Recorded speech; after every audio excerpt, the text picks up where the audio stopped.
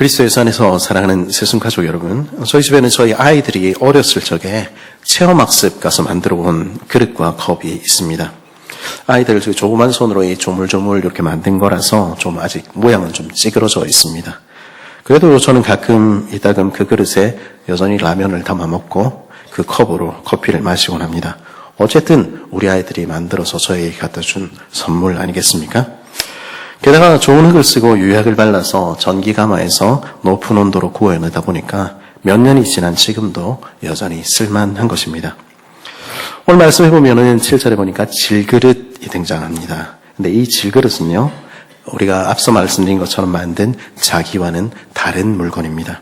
그저 뻘건 진흙으로 만들어서 낮은 온도로 대충 구워 만든 그릇이지요. 그러다 보니까 잘 깨질 뿐 아니라 물 같은 것을 오래 담아두지도 못합니다.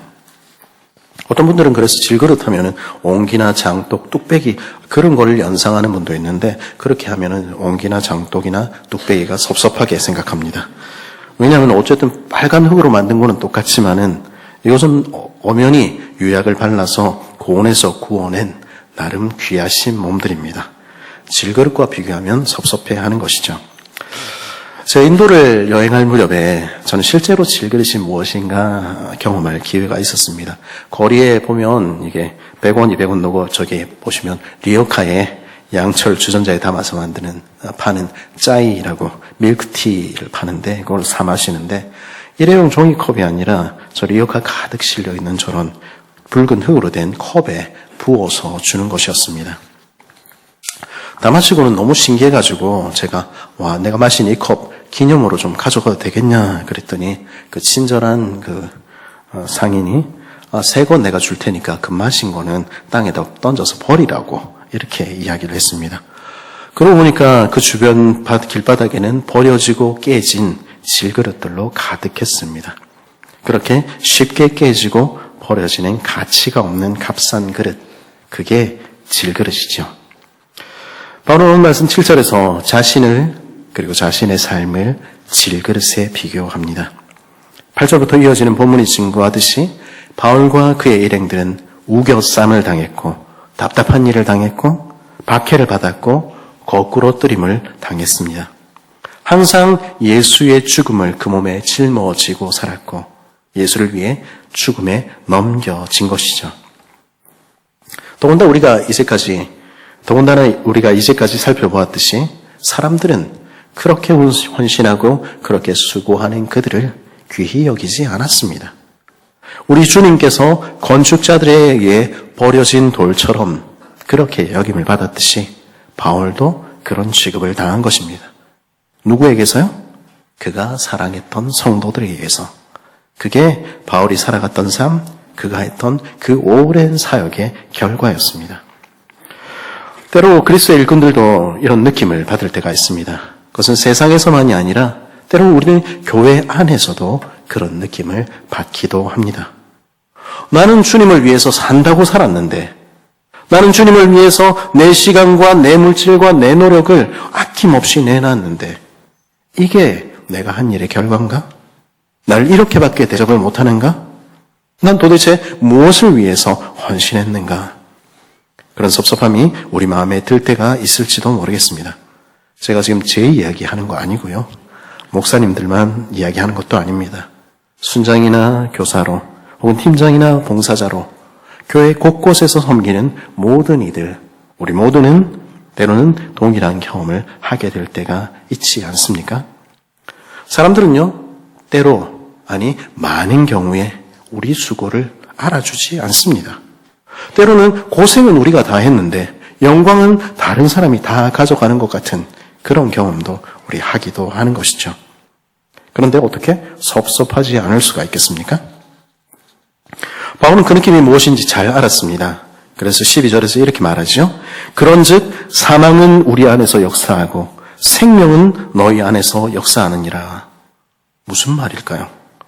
우리는 죽을 지경인데 너희는 잘도 사는구나. 이런 말이겠습니까? 그렇지는 않겠죠? 그런데 바울은 이런 상황 가운데서도 낙심하지 않았습니다. 우리 8절부터 11절까지 다시 한번 같이 한번 읽어볼까요? 시작!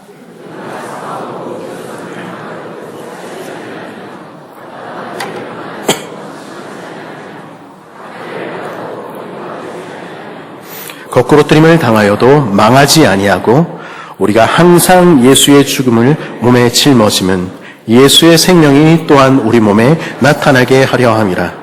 우리 살아있는 자가 항상 예수를 위하여 죽음에 넘겨짐은 예수의 생명이 또한 우리 죽을 육체에 나타나게 하려 함이라.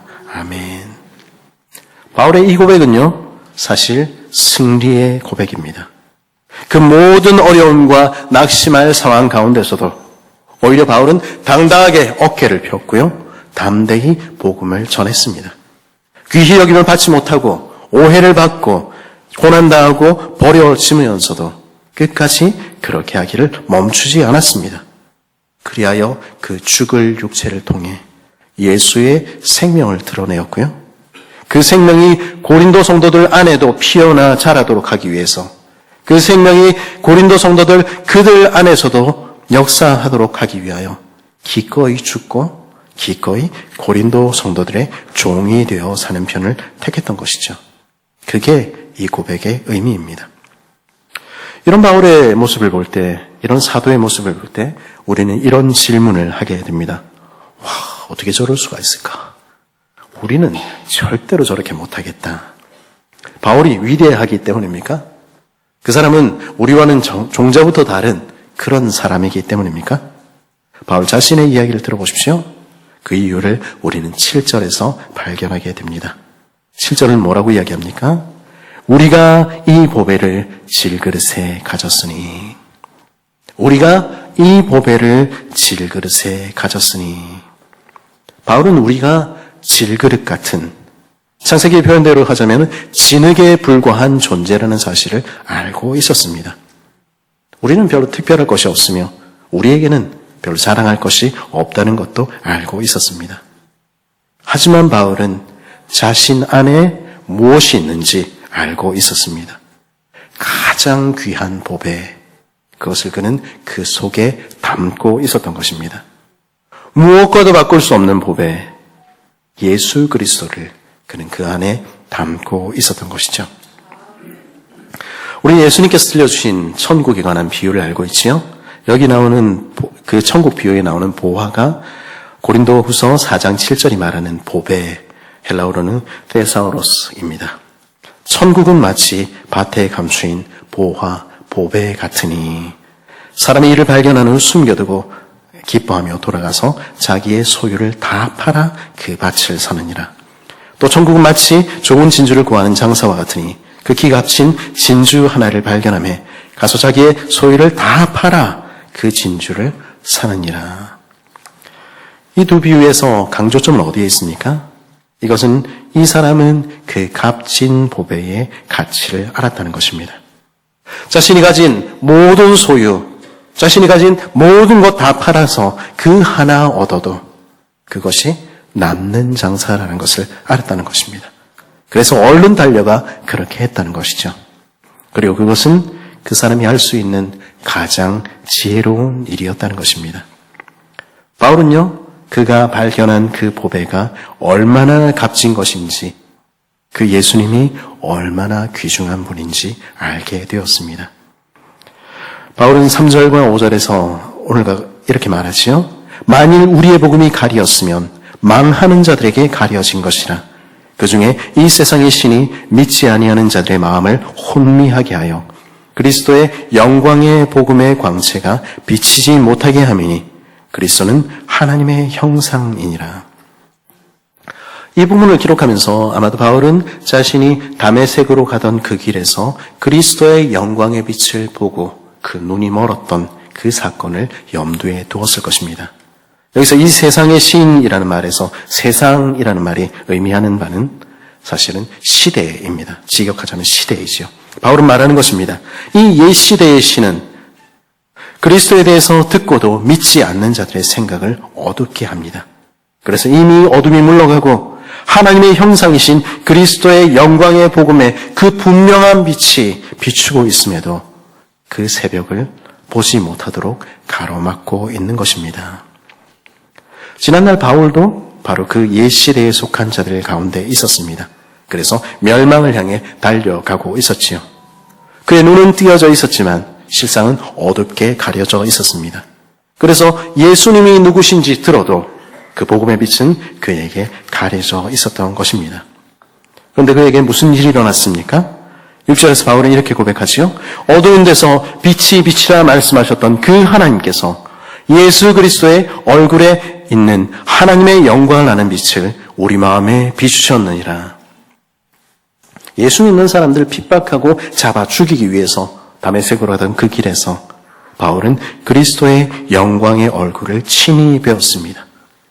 태초의 어둠 속에서 빛이 있으라 말씀하시던 그 하나님께서 바울 자신의 어두운 마음 가운데도 빛을 비추어 주신 것입니다.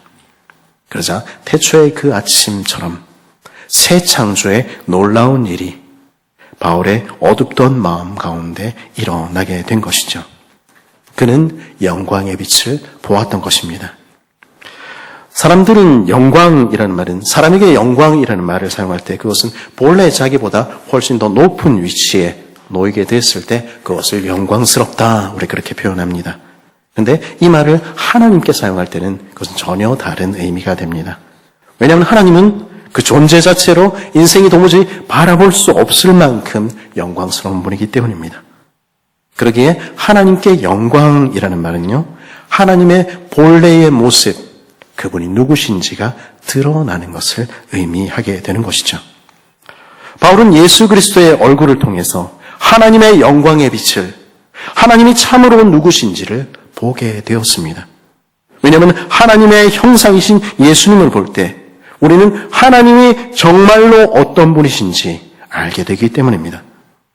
그러면 바울이 보게 된 하나님의 영광은 무엇입니까? 죄인인 나를 사랑하사 나를 위하여 자기 몸을 버리신 하나님의 아들의 얼굴을 그는 보았습니다. 그리고 그 그리스도의 얼굴 속에서 그는 하늘에 계신 우리 아버지가 정말로 어떤 분이신지 알게 되었던 것입니다. 하나님은 누구십니까? 예수 그리스도를 통해서 우리가 알게 되는 하나님의 얼굴은 어떤 얼굴입니까? 그분은 이처럼 나를 사랑하시는 분. 그래서 죄인인 나를 위해서 자기 목숨을 버리시는 사랑의 하나님인 것입니다. 그 하나님을 알게 되자, 그 하나님의 영광의 빛을 보게 되자 바울에게는 어떤 일이 일어났습니까? 5절 중반절은 세 번역으로 이렇게 말하고 있습니다.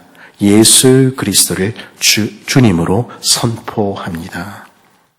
십자가의 원수였던 바울이 변해서 예수를 나의 주, 나의 하나님이라고 고백하게 된 것입니다. 그것이 그 영광의 빛이 비출 때 일어나는 일입니다. 여러분과 저, 우리 모두는 그 동일한 고백을 가지고 있는 사람들 아닙니까? 바울은 예수를 소유하게 되었습니다. 그래서 그는 어떻게 바뀌게 되었습니까?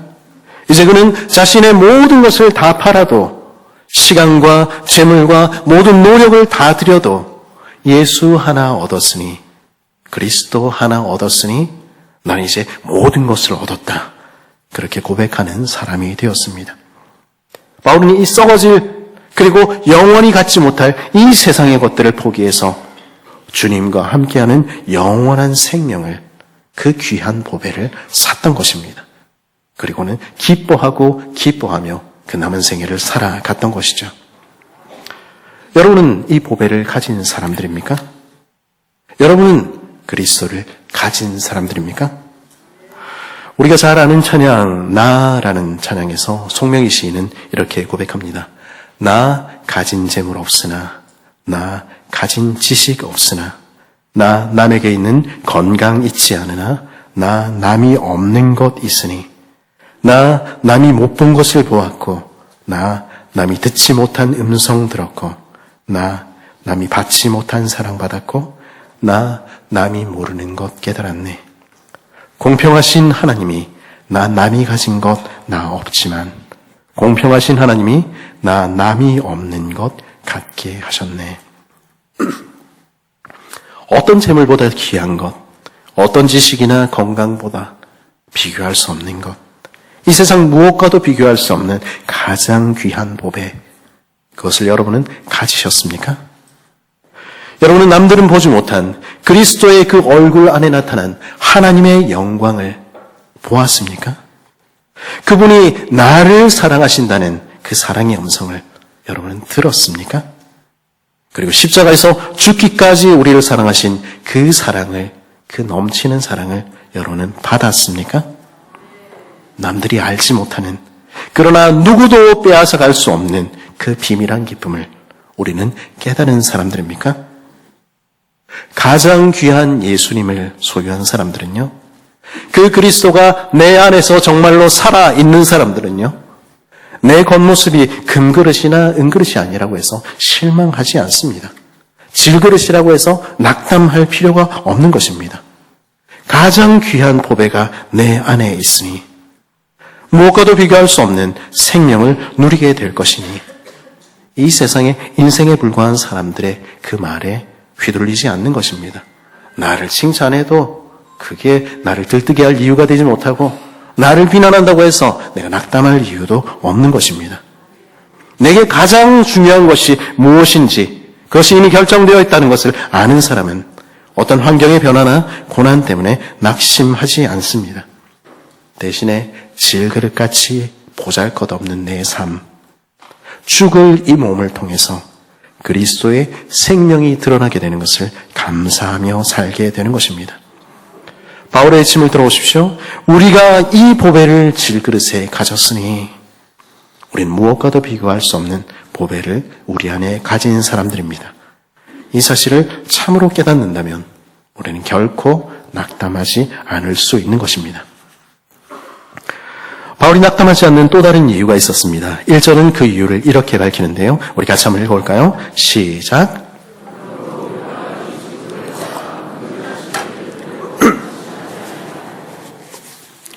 바울은 그가 받은 그 사도, 그가 받은 그 교사, 선생이라는 그 직분이 하나님께서 맡기신 것이며 하나님의 긍휼, 하나님의 은혜라는 사실을 알고 있었습니다.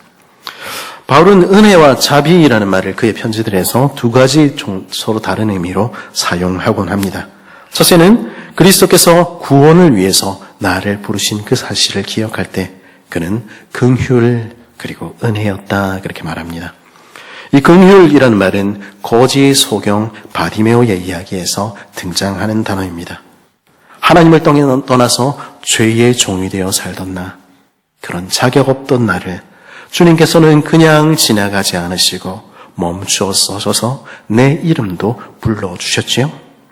그 영광의 빛을 내게도 비추사 나를 하나님의 것 삼아주셨지요. 이처럼 자격 없는 죄인에게 베푸신 놀라운 은혜를, 놀라운 구원을 말할 때 우리는 하나님의 은혜와 자비라고 말하는 것입니다. 그러나 둘째로 바울은 또 다른 경우에도 은혜와 자비라는 말을 사용합니다. 그것은 하나님께서 나를 주님의 나라를 위하여 일하기에 합당한 자로 여기셔서 나를 그 나라를 위해서 사역자로, 일꾼으로 부르셨다는 사실을 말할 때입니다. 그건 역시 긍휼과 은혜라는 것이죠. 솔직히 말씀을 드리자면 우리는요, 저나 여러분이나 다 할 것 없이 모두가 자격 없는 자들입니다. 구원 얻기에 합당하지 않을 뿐 아니라 하나님 나라를 위해서 일하기에도 참 부적격한 사람들이지요. 우리 다들 얼마나, 여러분은 모르겠습니다만 저는 얼마나 모가 난 사람인데요. 그 사실을 알 때, 그 사실을 기억할 때 우리는 자기가 뭐나 된 것처럼 어깨에 뽕이 차서 그렇게 착각하지 않을 수 있는 것입니다. 근데 하나님은 어떻게 하셨습니까? 어두운 옛 시대를 몰아내시고 새 시대를 열어가시는 이 위대한 싸움에 하나님은 자격 없는 우리도 부르시고 그 싸움에 함께 동참시키신 것입니다. 바울은 이 사실이 너무 감격스럽고 너무 전율스러웠습니다. 프랑스의 소설가 빅토르 위고는 레미제라블, 우리 장발장이라고 알고 있는 소설에서 이렇게 이야기합니다. 새로운 시대가 오는 것을 보는 것만으로도 이토록 황홀한데 그 시대를 젊음으로 맞이한다면 얼마나 더 기쁜 일인가. 어쩌면 이 표현이 바울의 심정을 꼭 나타내는 표현일지 모르겠다 하는 생각을 하게 됐습니다. 이 위대한 하나님 나라의 새벽이 밝아오는 이때에 아직 내게 다하지 않은 젊음의 한 조각이 남아있어서 주님을 위해 드릴 수 있다는 것이 바울은 너무 기뻤습니다. 그 기쁨은요, 그가 50이 되어도 60이 되어도 그가 죽는 날에도 아직 나는 할 수 있다, 그렇게 말하게 만들었던 것입니다.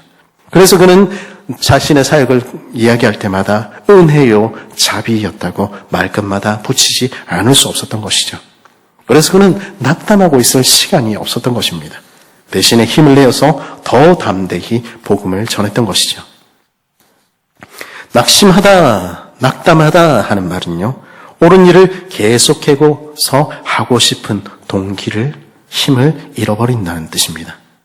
만약 사람들을 바라본다면 우리는 사람들이 칭찬하는 그 순간에는 기쁘지만 사람들이 나를 비난하기 시작하는 그 순간에는 슬프게 될 것입니다. 우리가 성공하고 우리가 실패하는 거기에 우리 자신의 운명과 하나님 나라의 운명이 달려 있다면 우리는 틀림없이 낙심하게 될 것입니다. 그러나 하나님 나라는, 그리고 우리의 운명도 우리 손에 달려있지 않습니다. 아무리 대단하다 이야기하는 사람도 아무도 예외가 아닌 것입니다. 한갓 인생에 불과한 이들에게 하나님 나라의 운명은, 그리고 우리 자신의 구원은 달려있지 않습니다. 오늘 말씀 13절과 14절에 이렇게 말하지요. 기록된 바 내가 믿었음으로 말하였다 한 것 같이 우리가 같은 믿음의 마음을 가졌으니 우리도 믿었음으로 또한 말하노라. 주 예수를 다시 살리시니가 예수와 함께 우리도 다시 살리사 너희와 함께 그 앞에 서게 하실 줄을 아노라. 우리가 함께 믿고 고백하는 게 이거 아니냐 바울 이야기하는 것입니다. 그것은 그리스도께서 십자가에서 이미 승리하셨다는 그것 아니냐. 그분이 승리하셨지 않느냐. 그리고 14절은 무엇이라고 얘기합니까? 주 예수를 다시 살리신 하나님께서는 예수와 함께 우리도 다시 살리실 것을 믿는다 말하는 것입니다. 그렇다면 우리는 그리스도께서 이미 승리하신 싸움에 단지 숟가락 하나 얹어놓을 뿐이라는 것이죠. 그러기에 우리가 살아가는 삶은, 우리가 한다고 하는 헌신은 우리 구원을 위한 일이나 놀라운 그런 일이 아니라 그저 은혜로 숟가락 얹는 일, 덤으로 하는 일인 것입니다. 하나님은 반드시 그의 뜻을 따라서 이루실 것이며 우리는 반드시 영광의 날을 맞이하게 될 것입니다. 이 사실을 참으로 아는 사람은 자신의 작은 전투의 승리에 자만하지 않고 반드시 마주칠 그 패배에 낙담하지 않는 것입니다. 그런 그 영광의 날에 우리에게는 어떤 일이 일어납니까? 주 예수를 다시 살리시니가 예수와 함께 우리도 다시 살리사 너희와 함께 그 앞에 서게 하실 줄을 아노라. 이 말씀은요, 단지 우리 개인이 부활하게 될 것이다, 그 이야기하고 있는 것이 아닙니다. 너희와 함께 그 앞에 서게 하실 줄을 아노라. 바울은 그렇게 말하고 있지 않습니까? 내 안에서 역사하시는 분은 바로 여러분 안에서도 역사하시는 그분이십니다. 그리고 그분이 우리 모두를 빚어 가시는 것입니다. 지금은 사역을 해도 아무 열매가 나타나지 않는 것 같아도, 나도 저 사람도 전혀 일말의 변화도 없는 것 같아도, 그러나 그날에 하나님께서는 우리 모두를 주 앞에서 거룩하고 흠이 없는 그리스도의 온전한 신부로 서게 하실 것입니다. 우리는 그날에 함께 설 사람들인 것입니다. 15절 말씀을 계속해서 들어보십시오. 이는 모든 것이 너희를 위함이니 많은 사람의 감사로 말미암아 은혜가 더하여 넘쳐서 하나님께 영광을 돌리게 하려 함이라. 그 은혜는 나를 넘어서 넘치고 넘쳐서 모든 사람이 감사로 이어진다는 것입니다. 그래서 마침내 우리 모두가 한 성령 안에서 한 마음과 한 입으로 한 아버지께 영광을 돌리게 할 날을 맞이하게 될 것입니다. 그 영광의 소망을 우리는 바라보고 있는 것이죠. 그 영광의 소망을 바라보는 이들은 어떻게 살아갑니까?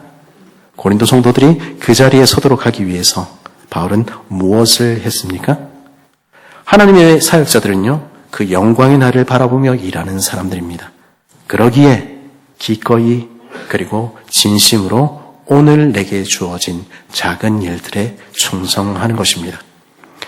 2절에서 바울은 이렇게 말하지요. 이에 숨은 부끄러움의 일을 버리고 속임으로 행하지 아니하며 하나님의 말씀을 혼잡하게 하지 아니하고 오직 진리를 나타내므로 하나님 앞에서 각 사람의 양심에 대하여 스스로 추천하노라. 그래서 바울은 말씀을 앞세우고는 뒷공무니로는 딴짓하는 그런 부끄러운 일을 할 수가 없었던 것입니다. 자신이 얼마나, 내 주머니에 얼마나 들어오나 거기에 마음을 두고 간교히 행하는 일도, 듣는 이들의 마음을 사기 위해서 그들의 입맛에 맞추어서 하나님의 말씀을 왜곡하는 일도 거절했던 것입니다. 대신 바울이 한 일은 무엇입니까? 오직 진리만이 드러나도록, 오직 하나님의 말씀만이 가득히 분명히 드러나도록 하나님 앞에서 순전한 하나님의 말씀만 전했던 것이죠. 그러면 그 말씀만이 높임을 받기 위해서, 말씀만이 선명히 드러나기 위해서는 어떻게 해야 합니까? 바울은 그 힌트를 고린도후서 4장 5절에서 이렇게 들려줍니다. 세 번역으로 읽어보겠습니다. 우리는 우리 자신을 전하는 것이 아니라 예수 그리스도를 주님으로 선포합니다. 우리는 예수로 말미암아 우리 자신을 여러분의 종으로 내세웁니다. 오늘날 많은 교인들에게 주 예수 그리스도라는 이 말은 그냥 하나의 관용구처럼, 그저 입에 붙은 말처럼 사용되고 느껴집니다. 그러나 우리를 구원하신 예수가 성경에 기록된 그리스도요, 나의 주님이라는 말은 우리가 생각하는 것보다 훨씬 더 무겁고 심각한 의미를 내포하는 것입니다. 예수님이 주님이시라는 말은 무슨 말입니까? 그것은 우리는 그분의 종이라는 뜻입니다.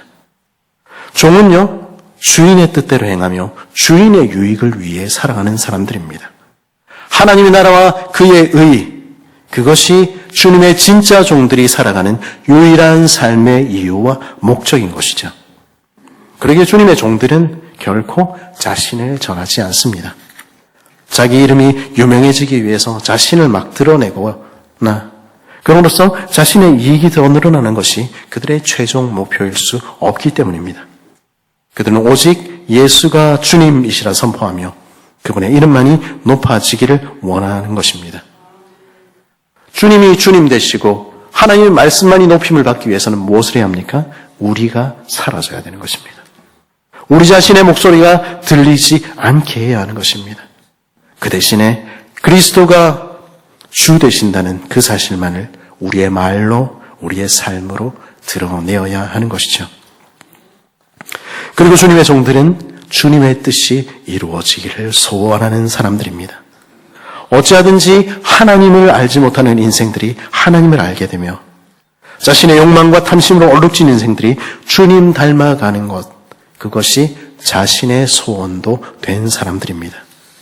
그래서 주님의 그 뜻이 이루어지는 그 일을 위해서 무엇이든지 행하는 사람들, 그들을 가리켜 우리는 주님의 일꾼들이라 부르는 것입니다. 그래서 바울은 어떻게 행했습니까? 그래서 하나님의 종들은 어떻게 살아갑니까? 5절 하반절은 이렇게 말하지요.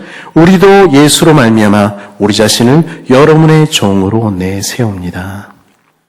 그래서 바울은 고린도 성도들의 종이 되었습니다. 주님을 섬기기 위해, 그들 안에서 주님의 뜻을 이루기 위해 그를 힘들게 하고 그가 아무리 섬겨도 은혜도 모르는 것 같은 그런 고린도 성도들의 종이 되기를 기꺼이 선택하고 전심으로 그렇게 살아간 것입니다. 사실 이것은 바로 우리 주님께서 행하신 일입니다. 빌립보서 2장이 들려주듯이 우리 주 예수 그리스도께서는 하나님의 영광의 본체이시지만 아버지의 뜻이 이루어지는 그것을 위하여 종의 형상을 입어 사람의 모양으로 나타나셨습니다. 그리고 모든 사람의 종이 되어 섬기되 십자가에서 죽기까지 섬기셨습니다. 그럼으로써 저와 여러분을 향한 아버지의 뜻을 이루셨습니다. 그래서 우리는 구원을 받게 된 것입니다. 그리스도의 종들은 바로 그 주님처럼 살아가는 사람들입니다. 주님처럼 섬기고 주님처럼 낮아지고 그 형제를 구원하고 그 자매를 그리스도의 신부로 세우는 그 일을 위해서 자신을 드리는 사람들입니다. 그러기에 그들은 결코 낙심하지 않고 어제 그랬듯이 오늘도 그리고 내일도 묵묵히 기꺼이 그리고 전심으로 자신을 주님께 드리는 것입니다. 그리스도 예수 안에서 사랑하는 새순 가족 여러분, 때로 자신이 아무런 가치가 없는 질그릇 같다 느껴지는 날도 있을지 모르겠습니다. 교회 밖 사람들만이 아니라 내가 살아오고 섬겼던 같은 공동체의 식구들조차 나를 존중하지 않아서 마음이 상한 일도 있을지 모르겠습니다. 교회가 되어 간다는 것이, 우리가 정말로 함께 지어져 간다는 것이 정말 가능이나 한 이야기일까? 그런 의심이 드는 날도 있을지 모르겠습니다. 그날에 우리 안에 있는 보배가 무엇인지 기억할 수 있기를 바랍니다. 질그릇과 같은 우리, 진흙과 같은 인생이지만 우리는 그리스도께서 자신의 목숨을 버려 사신 소중한 존재들입니다. 그리스도께서 내 안에 계시는 것입니다. 우리에게 아무것도 없어도 주님만 있으면 되는 것 아닙니까? 온 세상 다 주어도 바꿀 수 없는 주님을 우리는 소유하고 있지 않습니까? 그러면 우리가 세상에서 제일 부자인 것 아니겠습니까? 그렇다면 어깨를 움츠리고 인생에 불과한 이들의 말에 상처있고 그러지 않기로 우리 결심해야 하는 것입니다. 대신에 자격 없는 우리에게 은혜로 맡기신 사명을 기쁨으로 감당하는 우리 되기를 바랍니다. 우리의 성공과 우리의 실패에 모든 것이 달려있지 않습니다. 십자가에서 승리하신 우리 주님이 우리를 다시 그 부활의 영광에 동참하게 하실 것입니다.